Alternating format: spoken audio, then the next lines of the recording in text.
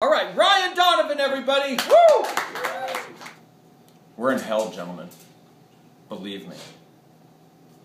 Now, we can either stay here and get the shit kicked out of us, or we can climb our way back into the light. 1 inch at a time. Now, I can't make you do it. I just can't. Boy.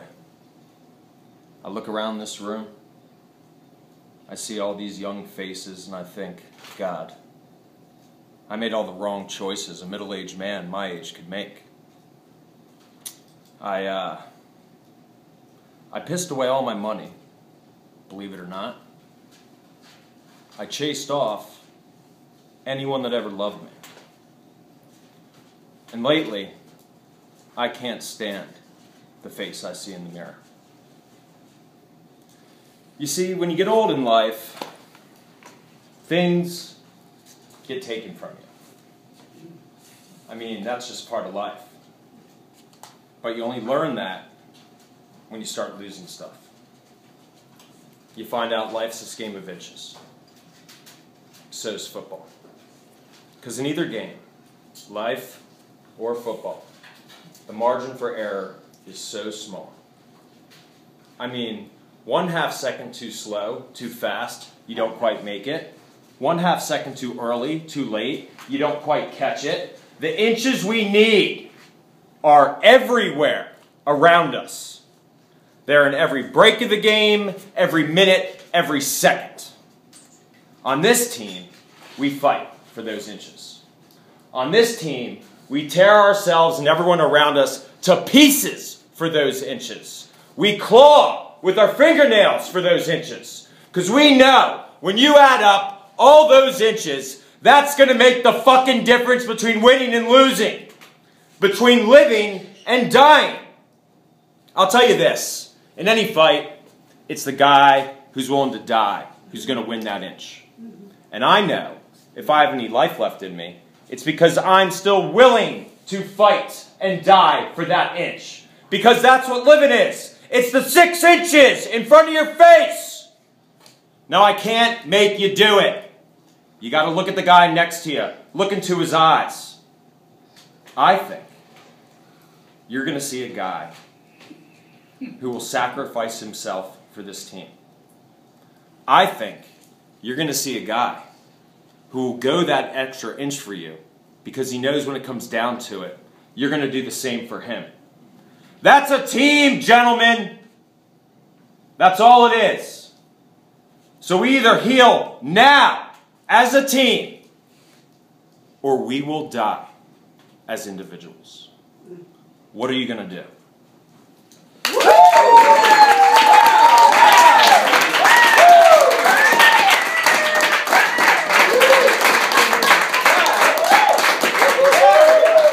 Next, we have Carter. Who's next? Jumped out of her chair and came over here and started her own show. I had to turn everything off so I could introduce her, but you will see an amazing person, and her name is Beverly. And it's all yours. Thank you, sweetheart. Now, he didn't tell you my last name because nobody can say it or spell it. And in our business, if they can't spell it, you're in a hell of a lot of trouble. So I'm going to teach you how to spell my name. Just repeat after me when I do one of these. You just repeat what I say. Are you ready? Yes. Okay. Now, they proved in China that if you sing something, you memorize it a lot faster. So you will know my name.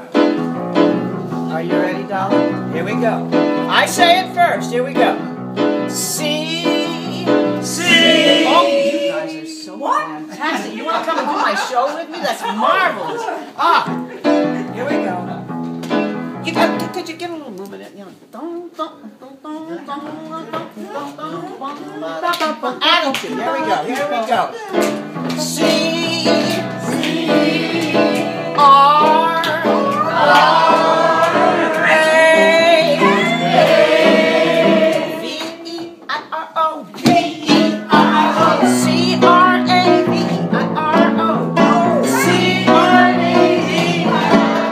One more time. C-R-A-V-E-I-R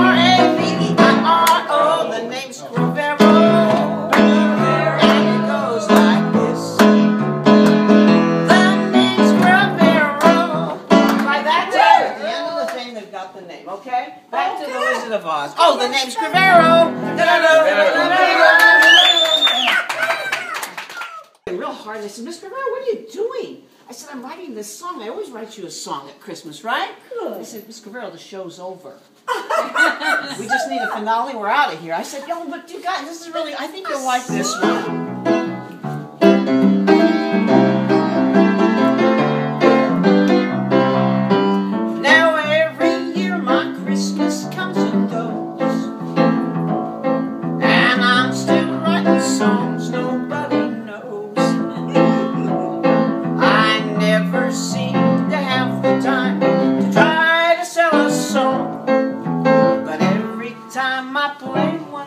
Just sing along. Now I know I've got something really good,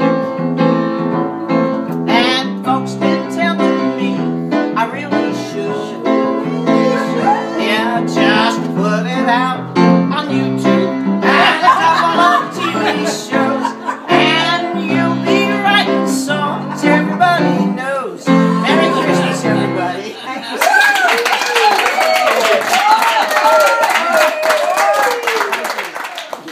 One of my dearest friends in the world, star of Broadway and the silver screen, Trish Van Devere, is going to be reading something for us. But now I'm here.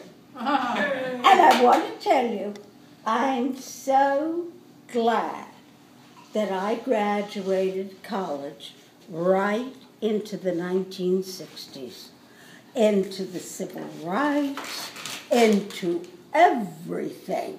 And one of the things I did, among many things, was to be a storyteller when Head Start program started in New York. Head Start. And they really, what they had to do was really screen people, but I was a shoo-in because I graduated from Ohio Wesleyan University with a speech and drama major. Unheard of! And so I did that, and then, oh my God, the 60s. We closed down Columbia University. It needed to be closed down because it was giving money to South Africa and apartheid. Whoa! Whipped them out. They sold everything, and also I was with the Free Southern Theater, an integrated theater company in New Orleans. And we were finally kind of left up on a church top with the Ku Klux Klan over us. I swear to you, it's true. And this is Stories About Stories. And only a storyteller could appreciate this. We're in the Noah story. Noah ignored the bad news. For the simple... For example, when God told Noah that only his family would be saved from the big flood, Noah figured, oh, God is very busy. Maybe the rest of the passenger list is in the mail. After all this. Well, later on, when God told Noah to take pairs of all the animals into the ark, Noah understood right then and there that there would be no room for his friends. Noah didn't have the heart to come right out and tell his friends, but he did try to tell them in a very roundabout way. And he said to his pal, Jabal, you know, Jabal, this might be a very good time for you to take those swimming lessons you were talking about for so long. He still could not tell his friends the truth. So he said the animals were just there to pull the boat into the sea, but his friends did not believe him. Chipmunks? Rabbits? Asked another friend and another friend, and they shook their heads. Oh, no, no, no. Noah looked down with tears in his eyes and said, I didn't pick me. God picked me. I mean, oh my, I'm too lumpy. And two of his friends came in zebra costumes. I don't know why God is saving me. Maybe God needs somebody to tell the story of how we all messed up in the world. What do you think? Maybe God wants some of the old life to grow up in a new, clean place. Honestly, I don't know. All I know is that I didn't pick me, and God picked me. And I will remember you always. And I will tell the story of how to live in the right way. The story we all were told by God and by our parents, but they seem to forget. Maybe my children's children will learn the story, and then maybe the world will not turn bad again. I love you. I am sorry for you. I'm sorry for the animals, sorry for me, and I'm sorry for God. Then the great rains came and flooded all the earth. Some say it was just rain, but others say that it was God's tears.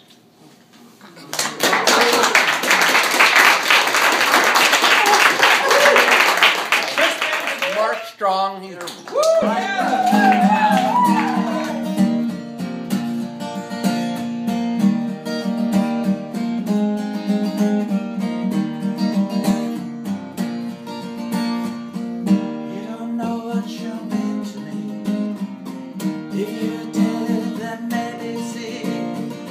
How this love has taken hold of me. Hearts entangled that it meant to be. Chance feelings and liberty.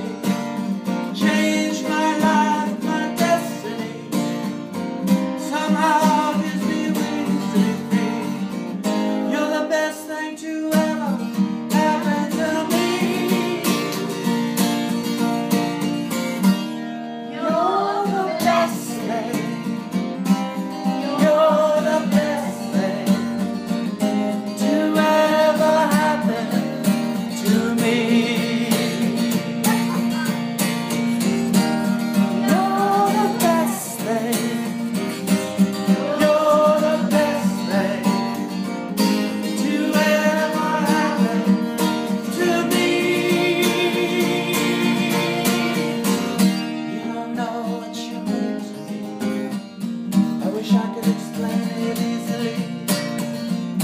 Quiet nights taking right to the beach, walking side by side just out of reach, telling stories and dreams yet to come true. I didn't know it, but I was falling for you. Somehow you give me reason to believe you're the best thing to ever happen to me. You're the best thing.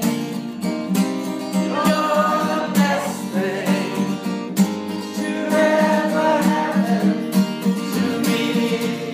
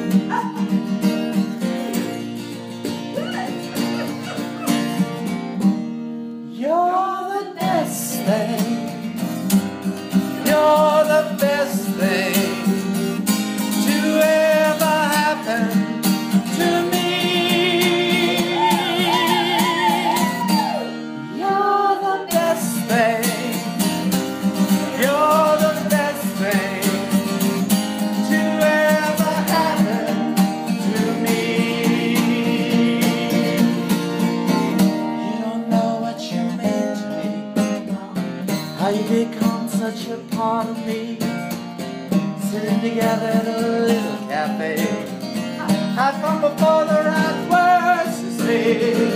Trying to keep it light and easy. Looking at you, I can hardly believe how you become such a part of me. 'Cause you're the best thing to ever happen to me. You're the best thing. You're the best thing to ever happen to me. You're the best thing. You're the best thing to ever happen to me.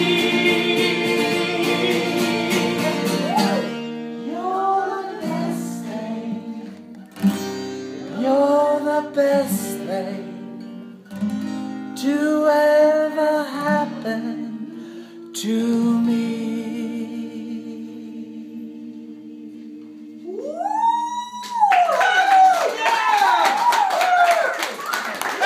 All right, now it's my pleasure to introduce my co-host, Carter Ward. Come on up to the stage, Carter Ward. Parasites. I'll start with just the horrible part, and then we'll talk about how they work and things like that from a human side. The ant. The ant crawls along on the ground, and every now and then something comes down on top. Parasite. And somehow they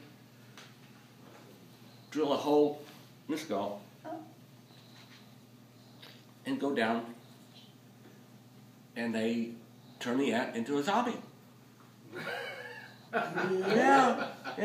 All of a sudden the ant has to crawl up a tree. Ants don't like to crawl up trees. Oh, no. But this ant is taken over by the parasite. And it goes up the tree. And then the parasite says, okay, this is high enough, and I want you to grab on. No. And it does, because it's a zombie. Got a nightmare yet? And then the parasite plants his larva, little babies, and they eat the mind. That's what they eat. They don't like red meat. And when mine is all gone, then they jump out as spores, and that's really tough. I mean, just think about that. You're a little baby, you're rock, you have to jump out in the air. And you float down onto another ant. And it starts all over.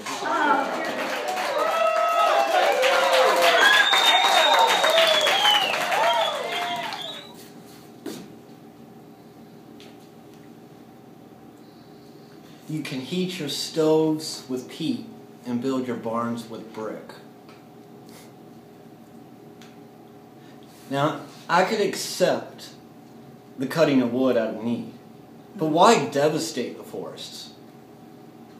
The Russian forests are groaning under the axe. Millions of trees are despoiled. Rivers are subsiding, drying up. Wonderful landscapes vanish, never to return. And all because lazy man has enough sense to stoop down and pick up fuel from the ground. Isn't that right, my dear lady?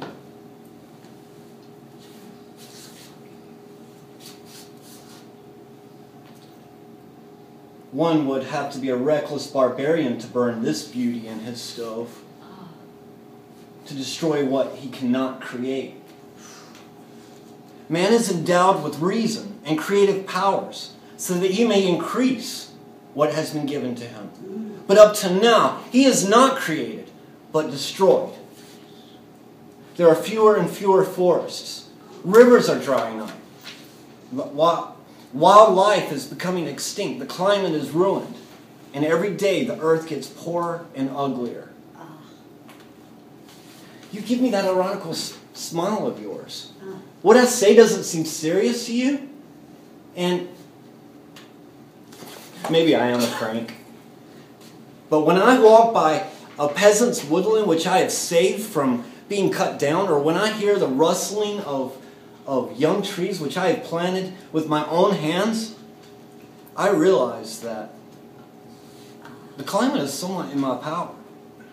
And that if 1,000 years from now mankind is happy, I shall be responsible for that too. Oh. In a small way.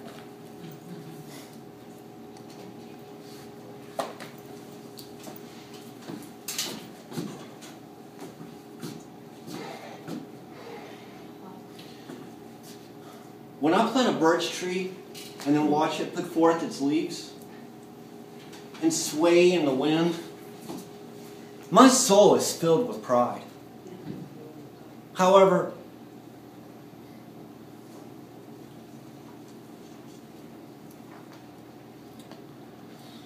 time for me to go. All that is very likely my eccentricities, after all.